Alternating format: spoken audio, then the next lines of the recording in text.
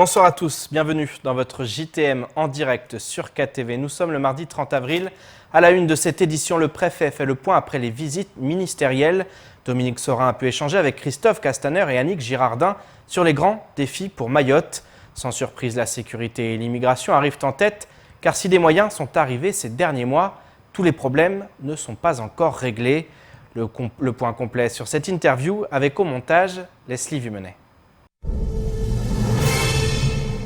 La case Rocher, demeure du préfet, est également le lieu d'accueil des femmes et des hommes d'État. Ces dernières semaines, Christophe Castaner et Annick Girardin ont été les hôtes de Dominique Sorin. L'occasion d'évoquer les problématiques locales à l'instar de la sécurité. Sur ce sujet, le préfet ne peut que se réjouir des résultats obtenus.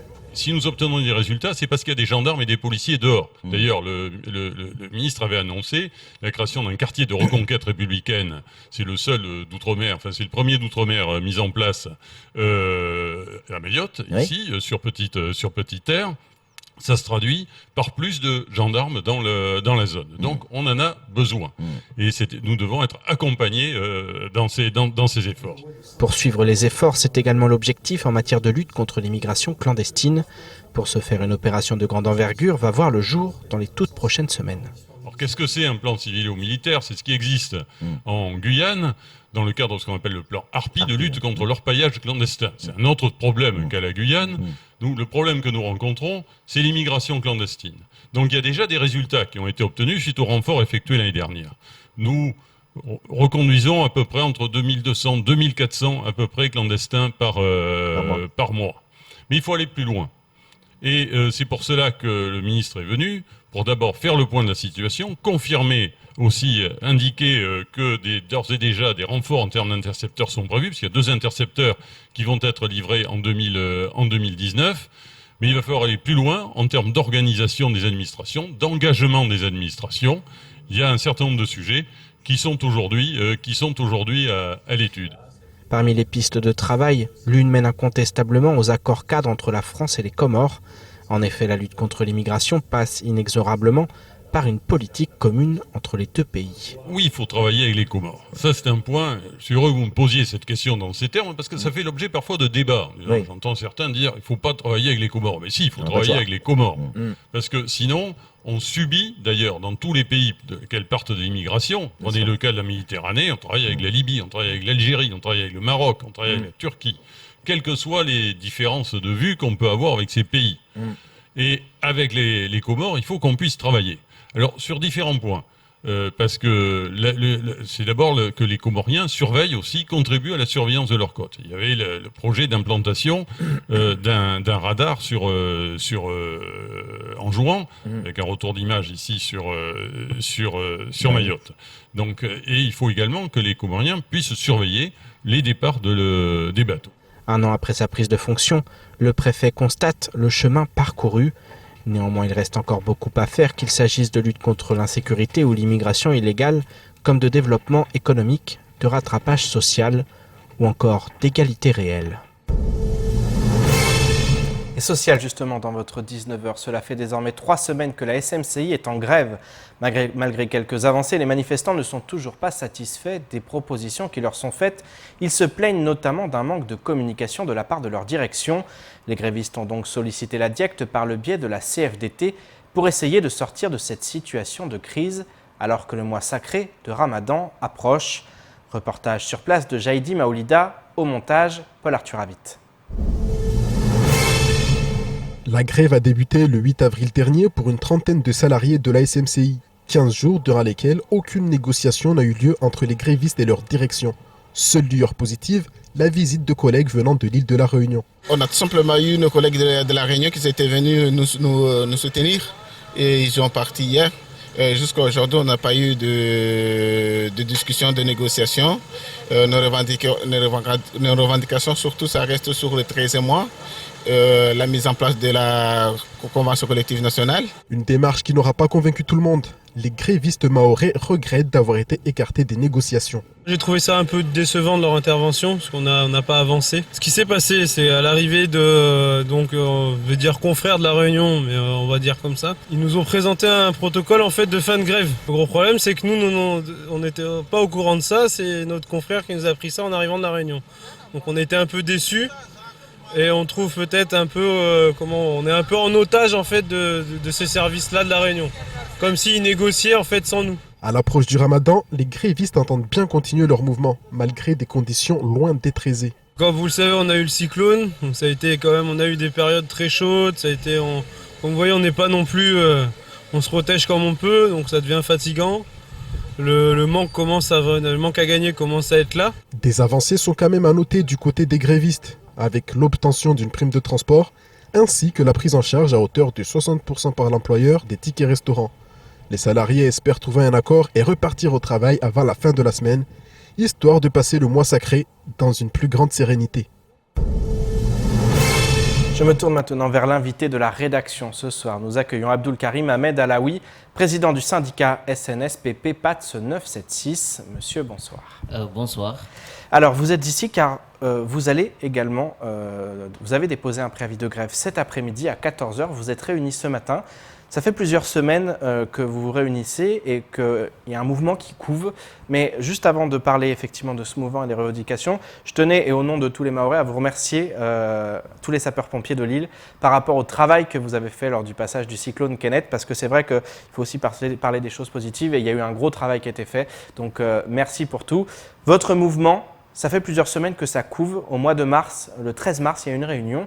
Mais la première question qu'on se pose, c'est que vous dit la direction aujourd'hui ? Tout d'abord, bonsoir. Je profitais pour dire bonsoir aux Mahorais et Mahoraises qui nous regardent et à l'ensemble des sapeurs-pompiers de Mayotte et de personnel administratif et technique spécialisé de chez nous et ainsi que les sapeurs-pompiers volontaires, en tout le personnel du SDIS de Mayotte. Nous avons essayé de discuter avec la direction depuis 2017 sur des revendications qui sont légitimes et que nous jugeons qu'il est temps qu'on nous les mette en place. Mais nous avons toujours heurté à une situation de blocage de la part de la direction. Pourtant, ce que nous revendiquons, c'est ce qui est légitime, c'est ce qui revient, c'est ce que a tout sapeur-pompier de métropole et de l'Hexagone. Votre directeur, c'est un nouveau directeur. Quelle relation vous entretenez avec lui ? On sait qu'il y a eu ce rapport qui a fait beaucoup de bruit. Mais aujourd'hui, est-ce que vous arrivez à discuter avec lui ou est-ce que vraiment les discussions sont au point mort ? On discute avec lui, on discute, mais c'est comme si on discute, mais il n'y a pas d'avancée. Et comme il n'y a pas d'avancée depuis que l'on discute, on ne peut pas rester là, les bras croisés. Nous, on a envie d'avancer. Le SDIS de Mayotte, il est jeune, avec un personnel jeune, qu'on peut qualifier de jeune à l'heure actuelle, et on a envie d'avancer. Il ne faut pas que nos grands-parents se sont battus pour construire ce SDIS et qu'au jour d'aujourd'hui, beaucoup de choses, nous, on les laisse passer parce qu'on ne veut pas nous les donner. Ce n'est pas possible. Aujourd'hui, il est temps que le SDIS accepte de nous mettre en place une mutuelle. Une mutuelle pour l'ensemble du personnel du SDIS. On va revenir sur les revendications, mais avant, à qui vous vous adressez exactement ? Au conseil départemental aujourd'hui ou plutôt à votre direction plus proche ? Aujourd'hui, on s'adresse car c'est un service du conseil à départemental. l'ensemble de nos autorités, déjà. Le conseil départemental, surtout à notre présidente, il faut qu'elle nous écoute. Parce que notre présidente, elle est là, mais elle écoute plus la direction qu'elle nous écoute nous. Pourtant, c'est nous qui travaillons. C'est nous qui sommes sur le terrain, c'est nous qui sommes confrontés à tout événement sur le terrain. Et quand on nous appelle, on est obligé de répondre. C'est notre mission. Votre présidente, vous parlez de Mouanecha Soumaïla. Mouanecha Soumaïla, qu'il faudra qu'elle revienne discuter avec nous parce qu'il y a des engagements qu'elle a pris depuis 2017, depuis 2017 et qu'elles ne sont pas tenues jusqu'à l'heure actuelle. On demande, par exemple, sur les SPV, qu'il y ait des engagements qui ont été pris, qu'il y ait des signatures. C'est des choses... Alors, que sont les SPV ? Car c'est vrai que c'est une profession assez particulière avec beaucoup, effectivement, de sigles et c'est pas toujours Oui, facile à comprendre. ce sont les sapeurs-pompiers volontaires qui sont chez nous, qui représentent la majorité du personnel du SDIS. Qui sont des bénévoles. Qui sont des bénévoles. Sans eux, le SDIS ne pourrait pas fonctionner. Donc aujourd'hui, ils ont tout leur poids et on demande qu'ils soient reconsidérés. Ainsi que les sapeurs-pompiers professionnels qui font partie intégrante du personnel, ainsi que le personnel administratif et technique. Alors, quand vous parlez de reconsidération, ça veut dire quoi? C'est salarial? C'est quoi exactement? Ce sont des primes? Qu'est-ce que vous réclamez exactement? Alors, nous, au niveau des professionnels, nous demandons la mutuelle. Il faut qu'elle soit mise en place cette année. Et cette année, ça veut dire d'ici au mois de juillet. Au mois de juillet, aujourd'hui, là, c'est une journée de grève que nous allons mettre en place. Mais ça, c'est la première partie du plan. Deuxième partie du plan, si on n'a pas la mutuelle, d'ici la signature du mutuel, d'ici le 1er juillet, où on n'a pas d'engagement signé par la présidente et la préfecture, qui est l'autorité opérationnelle du SDIS, des pompiers, nous mettrons en place, reconduisons notre mouvement à un mouvement de grève illimité. Donc, à partir du 1er juillet, vous commencerez un mouvement de grève d'une seule journée qui sera reconduit si vous n'obtenez pas un gain de cause d'ici là. Ici, au mois le 9 mai, on se retrouve pour une journée de débrayage, de mobilisation. On partira du comité de tourisme à 8h pour aller jusqu'au niveau de la nouvelle direction au centre Kinga. Si la direction ne réagit pas, ne nous donne pas ne satisfait pas à nos revendications, nous reconduisons le mouvement à partir du 1er juillet, deuxième partie du plan. Un mouvement qui pourrait être illimité cette fois. Qui sera cette fois-ci illimité. Illimité dans... Comment ça se passe dans ces cas-là? Avec pour objectif le boycottage de la participation des sapeurs-pompiers. Il y a un service minimum qui doit être... au défilé du 14 juillet. Parce qu'il va falloir qu'on nous donne quelque chose, des garanties signées par nos autorités sur la mise en place de nos revendications. Alors, comment ça va se passer? Ça sera service minimum sur l'ensemble des centres. Service minimum sur l'ensemble des centres. Ça veut dire tout ce qui est obligatoire, on ne le fera pas. On ne le fera pas. On n'assumera que les interventions, mais les interventions qui relèvent strictement de l'urgence des sapeurs-pompiers et de ce qu'on appelle les urgences vitaux. Les conditions, ils sont fixées et claires. C'est sur la deuxième page. Nous n'accepterons pas qu'on nous tourne en rond et qu'on nous monte sur certaines interventions. Par exemple, sur les interventions qui relèvent du domaine du SAMU, nous ne le ferons pas. Ça veut dire, si vous êtes à la maison et que vous appelez et qu'on nous dit c'est une carence ambulancière, nous, on ne viendra pas tout simplement. Parce que vous faites aussi ces missions-là. Parce que parfois vous prenez la place du SAMU. Nous faisons ces missions-là par le carence du SAMU qui n'a pas les moyens de s'occuper de ces missions-là. Vous avez fait le tour des casernes justement pour faire le point sur les revendications de l'ensemble des sapeurs-pompiers de Lille, qu'ils soient volontaires ou qu'ils soient professionnels. Qu'est-ce qu'il est ressorti? On a l'impression qu'il y a aussi un vrai problème de matériel, notamment les casernes, Chirongui, Kahani, qui ne sont pas, selon vous, au niveau des attentes et des réalités du territoire. S'il y a un territoire sur l'ensemble des SDIS de France et de Navarre qu'on bricole, eh bien c'est sur le département de Mayotte. Les deux casernes que vous venez de citer, c'est du bricolage. Nous, on est rentré ici en 2012, on nous avait dit que c'était du provisoire. Eh bien, c'est du provisoire qui dure jusqu'à maintenant. Sur la caserne de Chirongui, vous vous asseyez sur les toilettes, vous verrez les souris passer, et exactement sur la caserne de Kahani. Vous demandez plus d'hygiène, exactement. Plus d'hygiène et faire en sorte réagir dans l'urgence, dans ces deux casernes surtout, pour que le personnel puisse vivre décemment dans son lieu de travail surtout, et également qu'on nous assure, qu'on nous dise quand est-ce que cette caserne de Pamandzi qui est validée avec un financement qui est déjà validé. Le début des travaux, vous réclamez effectivement. Parce que le personnel finalement, il ne croit plus rien. On ne croit plus rien, on nous dit des choses mais on ne les voit pas. il y a une autre revendication qui nous interpelle lorsqu'on regarde votre préavis de grève, c'est l'école départementale. Là aussi, vous montez au créneau. Quel est le problème avec cette école départementale? L'école départementale, c'est là où tout sapeur-pompier doit apprendre à apprendre son métier. Et c'est une structure très importante. Cette structure est dans un état d'élabrement avancé qui n'est pas possible. Pas de matériel, c'est du bricolage au quotidien. Les formateurs, ils sont obligés de bricoler pour ne pas qu'on laisse ceux qui arrivent sans formation. On est obligé de bricoler.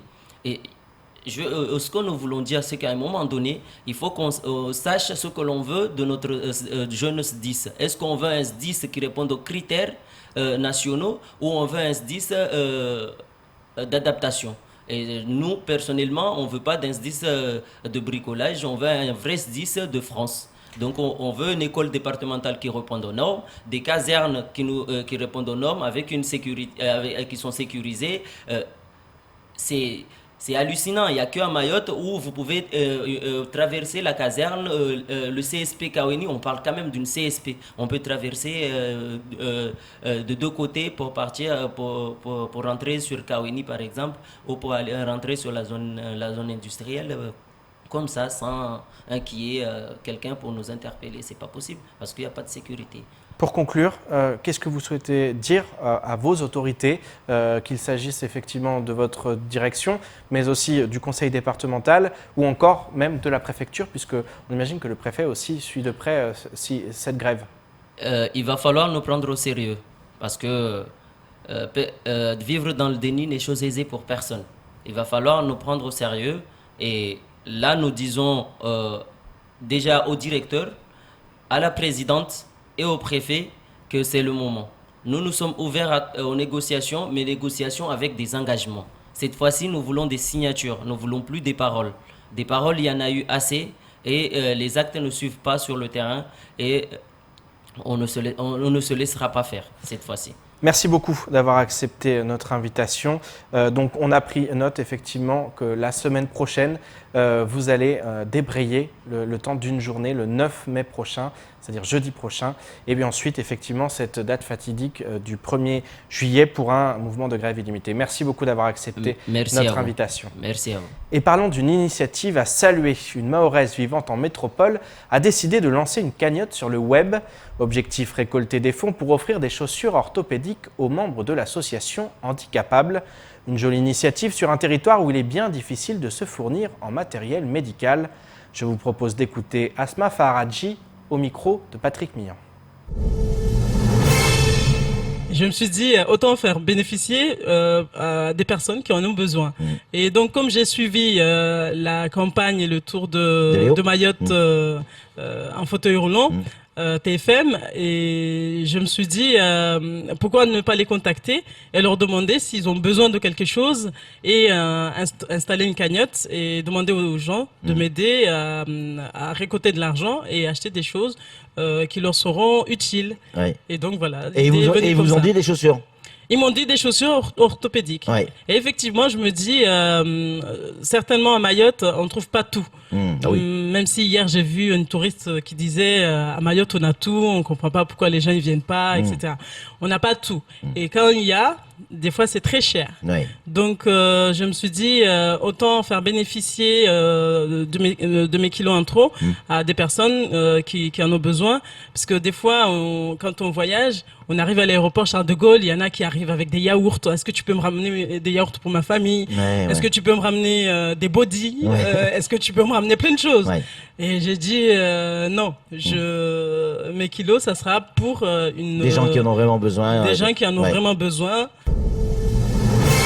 Les procurations en vue des européennes, la grève à la poste ou encore la fin du mouvement au laboratoire de Mayotte. Voilà ce qu'il faut retenir du reste de l'actualité locale. Place aux brèves de ce mardi 30 avril. Les élections européennes approchent à grands pas. Pour les électeurs ne pouvant se rendre aux urnes, le vote par procuration consiste pour un mandant à choisir un autre électeur pour voter à sa place le mandataire. Le mandataire doit jouir de ses droits électoraux, être inscrit sur les listes électorales de la même commune que le mandant, mais pas nécessairement dans le même bureau de vote. Il vient voter muni de sa pièce d'identité au bureau de vote du mandant. Un même mandataire ne peut détenir plus de 2 procurations le jour du scrutin, dont une seule établie en France. Le mandant doit se présenter en personne auprès des autorités compétentes pour obtenir sa procuration. Cette dernière doit être signée et déposée au guichet de l'autorité habilitée en cas d'état de santé ou d'infirmité sérieuse empêchant le déplacement et sur demande écrite, un officier de police judiciaire ou un agent de police judiciaire délégué à cet effet se déplace pour établir la procuration. À noter que la procuration est établie pour une seule élection, mais peut être valable pour les 2 tours de scrutin. La grogne sociale s'invite à nouveau dans les rangs des postiers du département. Ce week-end, le syndicat FO a déposé un préavis de grève illimité qui a pris effet hier matin. Le syndicat Force ouvrière dénonce des nominations promotionnelles sans prérequis, des intimidations et des menaces quotidiennes envers les agents. Il monte également au créneau face au manque de considération et de reconnaissance envers les collaborateurs et face à la surcharge de travail. Parmi les revendications, FO réclame le respect des accords signés à la Poste et le bilan du secteur suite à la réorganisation. Ce conflit touche plusieurs bureaux dans l'île, notamment à Sada, Chirunki et Coconi. En marge des conditions de travail, les grévistes possèdent des attentes salariales issues des précédents conflits et dont les accords n'auraient pas été totalement respectés. Des perturbations sont d'ores et déjà attendues sur la distribution du courrier. Grève toujours, mais avec un point final cette fois. Le mouvement orchestré par l'organisation syndicale Sud Santé Sociaux au laboratoire privé de Mayotte a été levé hier après la signature d'un accord entre le syndicat et la direction du laboratoire. Après de longues semaines de grève, un accord a pu enfin être trouvé. Les avancées concernent principalement l'application volontaire de la Convention collective nationale des laboratoires de biologie médicale extra-hospitaliers. Cette convention n'est pas encore obligatoire à Mayotte. Elle va impliquer la mise en place de la grille salariale nationale, des avancements de carrière, d'une mutuelle et d'une revalorisation annuelle des salaires et ancienneté. Les grévistes ont par ailleurs obtenu la formalisation des acquis dans l'entreprise concernant le 13e mois, la prime d'activité, le remplacement des congés maternité ou encore une revalorisation salariale dès le mois de mai 2019. La reprise du travail a eu lieu ce jour. On termine cette édition avec l'installation de la CCT, la Commission consultative du travail. Cette instance a vocation à doter le territoire d'un outil de dialogue social élaboré par les partenaires sociaux mahorais. Son objectif est apporter des réponses à des problématiques de travail et d'emploi mieux adaptées à un territoire ultramarin. Quels étaient les thèmes abordés à l'occasion de cette réunion? Sur quel point ces échanges ont-ils porté? Un reportage signé Marion Tellier.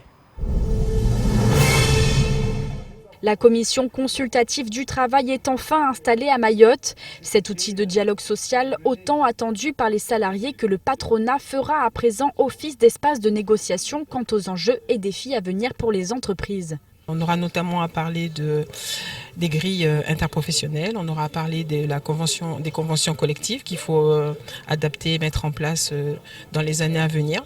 Donc nous attendons de cette institution que l'on puisse dialoguer tous ensemble et que, à côté de ça, que cela permette une certaine sérénité et une certaine paix sociale dans les entreprises. Cette commission consultative s'avère particulièrement nécessaire à Mayotte, un territoire dans lequel la transcription du droit du travail s'effectue dans de très brefs délais. Dans les autres parties du territoire, il a fallu des années, des décennies même, pour assurer cette application du droit du travail. Là, on doit aller très vite. Donc ça nécessite un dialogue approfondi. Alors il y a d'autres structures qui existent. Il y a ce qu'on a appelé le CREFOP, qu'on a installé il n'y a pas très longtemps, qui concerne la formation professionnelle. Et là, c'est plus le dialogue social. Les partenaires sociaux ont convenu d'une prochaine réunion à l'occasion d'une conférence sociale. Demandée par les organisations syndicales, cette commission a pour objectif de travailler sur tout ce qui a trait à la convergence des droits. Il faut qu'on commence, qu'on évolue pour voir comment les différentes allocations, les différentes indemnités c'est toute la problématique de l'application du Code de la sécurité sociale, comment on va pouvoir procéder.